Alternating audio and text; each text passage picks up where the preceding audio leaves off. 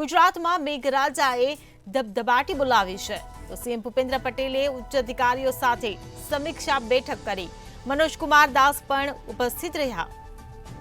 અગ્ર સચિવ અને સચિવ કક્ષાના અધિકારીઓ સાથે બેઠક યોજવામાં આવી। સરકારના સંલગ્ન વિભાગોના વડા પણ આ બેઠકમાં ઉપસ્થિત રહ્યા।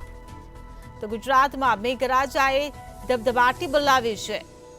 સીએમ ભૂપેન્દ્ર પટેલે ઉચ્ચ અધિકારીઓ સાથે સમીક્ષા બેઠક કરી છે। મનોજ કુમાર દાસ પણ આ બેઠકમાં ઉપસ્થિત રહ્યા।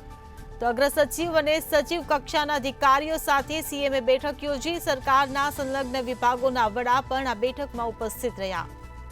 તો ગુજરાતમાં મેઘરાજાએ ધબધબાટી બોલાવી છે। ગુજરાતભરમાં ધોધમાર વરસાદ વરસી રહ્યો છે ત્યારે સીએમ ભૂપેન્દ્ર પટેલે ઉચ્ચ અધિકારીઓ સાથે બેઠક યોજી છે। મનોજ કુમાર દાસ પણ આ બેઠકમાં ઉપસ્થિત રહ્યા। તો અગ્ર સચિવ અને સચિવ કક્ષાના અધિકારીઓ સાથે બેઠક યોજી।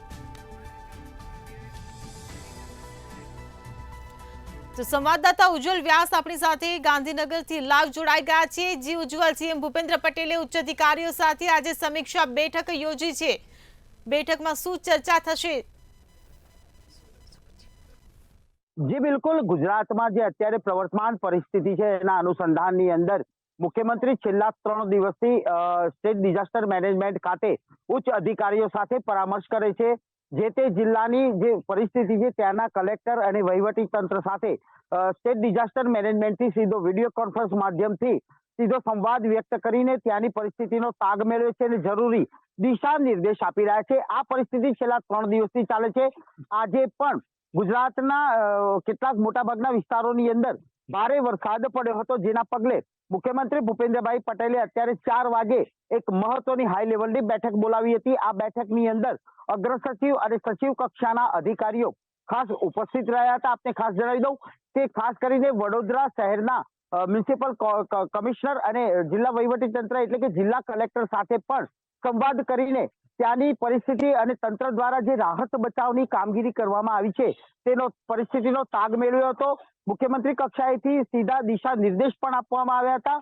આ ઉપરાંત ઝીરો ટોલરન્સ નીતિથી નાગરિકોનો બચાવ કરવામાં આવે, રાહત બચાવની કામગીરી ઝીરો ટોલરન્સથી થાય તે બાબતે વિશેષ ભાર મૂકવામાં આવ્યો છે અને તે બાબતમાં પણ મુખ્યમંત્રીએ ખાસ અધિકારીઓને સ્પષ્ટ સૂચના આપી છે।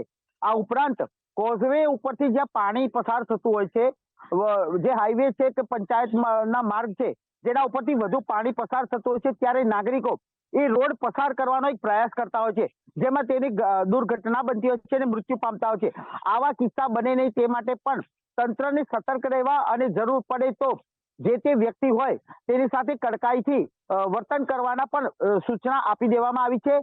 અને જે માલધારક પશુપાલકો છે તેમને પણ નીચાણવાળા વિસ્તારમાંથી સ્થળાંતરિત કરવા માટે તંત્ર દ્વારા અત્યારે હાલ કામગીરી ચાલુ છે। આ ઉપરાંત જે આર્મીની ડિપ્લોય કરવામાં આવેલી ટીમો છે એ ઉપરાંત એનડીઆરએફ અને એસડીઆરએફની ટીમો પણ કાર્યરત છે અને આજે વડાપ્રધાન નરેન્દ્રભાઈ મોદીએ પણ આ સમગ્ર પરિસ્થિતિ અંગે ભૂપેન્દ્રભાઈ પટેલ સાથે સીધો ટેલિફોનિક સંવાદ કર્યો હતો।